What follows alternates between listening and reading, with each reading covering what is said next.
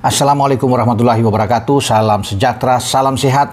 Dengan saya Bung Ropan, juga semoga teman-teman dalam keadaan baik-baik saja ya, bersama dengan keluarga. Sekarang saya akan bicara tentang pertarungan derby Manchester yang begitu seru, menegangkan yang berlangsung di Stadion Etihad pada kemarin, di mana hasil akhirnya MU atau Setan Merah ini bisa membalikan keadaan dari tertinggal 1-0 setelah Josko Gvardiol, pemain belakang dari City, mencetak gol ke gawang Onana dan unggul sejak menit 36 itu, gagal mereka pertahankan di penghujung laga. 2 menit itu terjadi di menit 88 dan masuk menit ke 90. Bagaimana ada penalti dari Bruno Fernandes, itu akibat dari pelanggaran Matheus Nunes terhadap anak muda Amad Diallo. Ya, sehingga skor 1-1.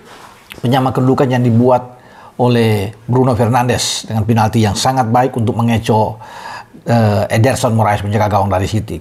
Tapi setelah itu 2 menit kemudian suatu serangan yang cepat dibangun dari umpan panjang yang dibuat oleh Lisandro Martinez, pemain belakang dari MU ini ke depan, membelah pertahanan dari City. Di sana ada anak muda 22 tahun, anak kelahiran Abidjan, Amad Diallo, yang tampil oke. Tampil luar biasa, masuk ke kotak penalti di saat Ederson Moraes maju ke depan untuk mempersempit ruang dari Amad Diallo. Tapi Amad Diallo walaupun masih muda, tapi dia masih bisa mengangkat bola, melewati Ederson, dan akhirnya dari sudut sempit Amad menjebloskan bola. Yang sebenarnya saya pikir ini tidak akan masuk karena di sana ada 2 pemain belakang Manchester City yang berada di sana. Ya, termasuk dengan Josko Gvardiol yang gagal dengan bola yang begitu pelan menusuk ke dalam gawang Manchester City. Habis sudah. Ketika gol ini terjadi, sudah di penghujung laga, agak berat untuk bisa City mengejar menyamakan kedudukan. Sayang sekali kemenangan yang sudah di depan mata itu hilang dalam 2 menit di penghujung laga. Dan pantaslah ya, pemain-pemain Manchester United bergembira, bersuka cita ketika Amad Diallo berlari ke pinggir, ya. Kemudian itu dirayakan oleh pemain-pemain MU, termasuk para pemain cadangan Casemiro dan kawan-kawan itu. Wah, terus berjingkrak-jingkrak berteriak. Karena ini kemenangan yang ditunggu-tunggu sejak 2021 terakhir.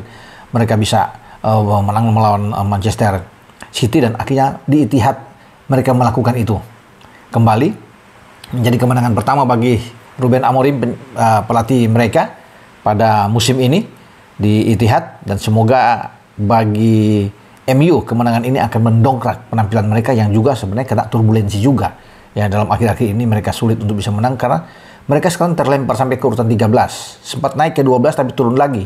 Setelah Spurs mengalahkan Soton dengan 5-0, Spurs yang naik di sana. Tapi di posisi ke-13 ini mereka hanya berjarak 5 poin di belakang Manchester City yang turun ke posisi ke-5. Karena di posisi ke-4 diambil alih oleh Nottingham Forest di zona Champions. Jadi ada Liverpool, ada Chelsea, ada Arsenal, Forest, baru City. Sayang sekali bagi City ini kekalahan ke-5 dari pasukan Pep Guardiola. Kalau musim lalu kan mereka juara itu dalam 38 laga. Mereka bisa hanya 3 kali kalah. Sekarang dengan 5 kekalahan, ini membuat mereka sulit untuk mempertahankan gelar. Walaupun memang masih panjang. Karena biasanya City itu setelah habis Boxing Day, seperti pada musim lalu, masuk di Januari sampai Mei mereka tidak kalah. Di saat tim-tim lain bertumbangan, mereka akan masuk. Ketinggalan 11 poin, mau 12 poin, mau 13 poin, mereka akan kejar. Ya, ini yang harus diantisipasi. Jadi memang masih panjang, tapi dengan 5 kekalahan ini kalau sampai City mengalami 1 lagi kekalahan, karena pada akhir pekan mereka akan ke Villa Park menghadapi Aston Villa. Jika kalah dari Aston Villa, saya pikir sulit bagi City ya untuk bisa mempertahankan gelar dengan 6 kekalahan yang mereka alami, karena mereka juga masih akan berhadapan dengan tim-tim kuat ya untuk yang akan datang, karena pasti mereka akan ke MU lagi, akan menjamu Liverpool, belum lagi Chelsea, Arsenal, tim-tim yang semua yang berpotensi mengalahkan mereka. Makanya ini bagi Pep terpukul ketika di Etihad di depan publik sendiri mereka harus kalah di saat mereka unggul dari Manchester United dalam 87 menit sebelum ada penalti yang dilakukan oleh Bruno Fernandes, kapten dari MU, akibat pelanggaran Nunes tadi terhadap Amad Diallo. Jadi kalau bisa jadi man of the match, saya setuju dengan Amad Diallo.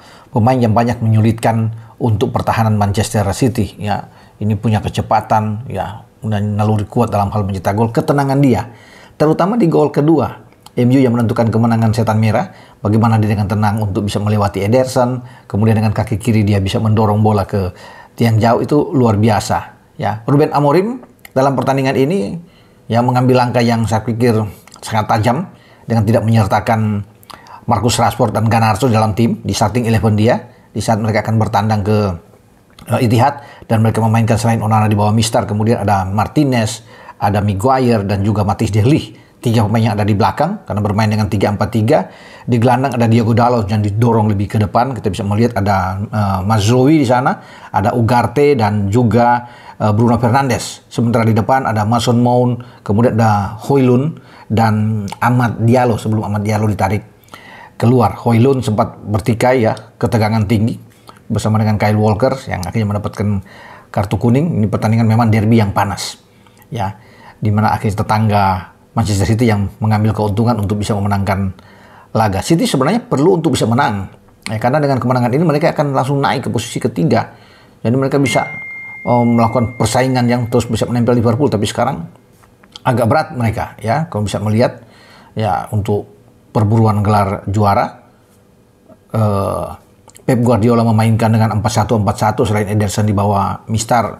Ada Kyle Walker di belakang, kemudian Ruben Dias, Gvardiol, Nunez yang ditarik lebih ke kiri, Gundogan ya untuk menjaga keseimbangan di tengah, ada Silva, ada De Bruyne, kemudian Phil Foden. Sebenarnya ini tim yang bagus. Jeremy Doku, ada Erling Haaland.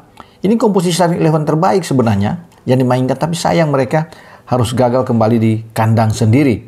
Ya, padahal sudah membuka skor dengan sangat baik di babak awal. Umpan dari De Bruyne disambar dengan sundulan dari Gvardiol.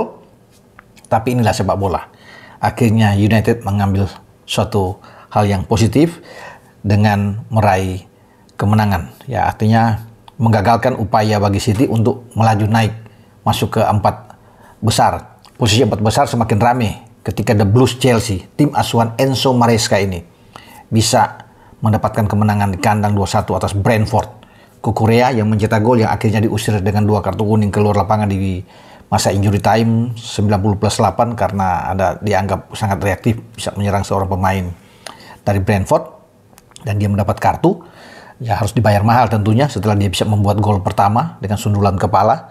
Marc Cucurella ini pemain asal Spanyol, dan ada Nicholas Jackson juga menentukan langkah bagi mereka bisa mendapatkan 3 poin sebelum ada gol balasan dari Mbeumo di sana. Ini duel juga yang sangat seru yang terjadi di antara Chelsea dan Brentford. Sekarang Chelsea 34, Liverpool 36, 2 poin di belakang.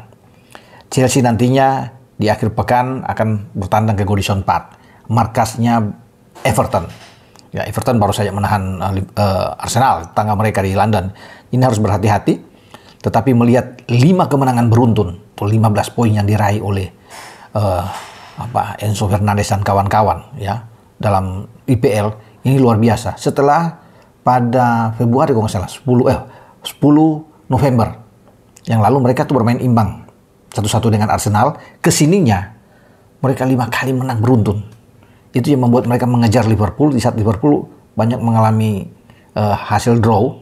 Ya, itu yang berat buat mereka, termasuk lawan Newcastle dengan draw ditahan oleh Fulham kemarin, sehingga mendekatkan tinggal 2 dari 9, 7, 5 tinggal 2. Tapi Liverpool punya 1 pertandingan sisa yang tertunda melawan Everton. Itu nanti itu keuntungan kalau mereka bisa melaksanakan dengan baik. Ini tim asuhan Arne Slot akan berjarak 5 poin lagi dengan Chelsea. Tapi Chelsea sekarang dalam posisi tren yang sangat bagus, saya bilang dengan 5 kemenangan itu mereka mengincar kemenangan ke-6 beruntun di IPL.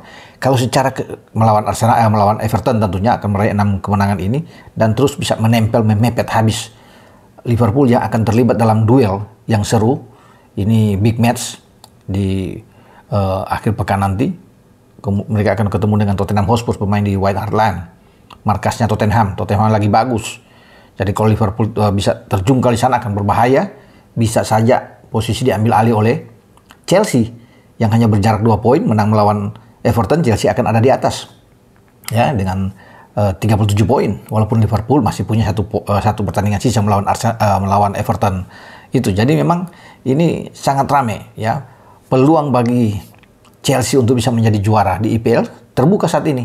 Ya, walaupun tetap masih akan panjang karena harus bisa melewati rangkaian pertandingan sampai di akhir Desember ini dengan jadwal yang sangat ketat yang akan terjadi. Semua akan kita lihat nantinya setelah lewat Boxing Day. Ya, bagaimana tim yang agak konsisten. Yang tadinya saya pikir Liverpool akan bisa menang di paruh musim ini, tapi dengan dikejarnya Chelsea memburu mereka, bukan tidak mungkin Chelsea yang justru akan menjadi juara di paruh musim. Ya, tapi kita akan lihat nantinya ya untuk pertandingan-pertandingan ke depan. Ya, sampai di akhir bulan ini sebelum masuk di bulan Januari untuk pertandingan di IPL, karena apapun itu kita harus bisa melihat komposisi perubahan masih bisa terjadi dengan Arsenal yang juga bisa naik ya, kemudian City juga masih bisa memburu, tapi City tergantung kalau pertandingan mereka terganjal lagi melawan Aston Villa agak sulit buat mereka sekali lagi. Nah, MU yang meraih 3 poin di markas City itu akan terlibat dalam duel mereka di Old Trafford menghadapi Bournemouth. Ingat, Bournemouth adalah tim yang selalu membuat kejutan. Ya, bagaimana mereka menjegal City, Arsenal, jadi bukan tidak mungkin juga. Ya, di saat sekarang MU lagi bagus, tapi MU kemudian turun lagi penampilan yang tidak konsisten karena kita masih ingat kemarin mereka dipermalukan oleh Nottingham Forest juga di kanan dengan 3-2. Bournemouth adalah tim yang penuh kejutan. Bahaya juga Bournemouth ini ya, bukan tidak mungkin mereka akan bisa menghadang MU. Ya, semoga MU bisa naik terus dalam persaingan sekarang untuk paling tidak bersaing masuk ke zona Eropa ya, karena masih oke lah, masih panjang pertandingan ke depan. Oke, dengan saya Bung Ropan berbicara untuk mereview pertandingan-pertandingan yang ada di IPL yang semakin seru. Ciao.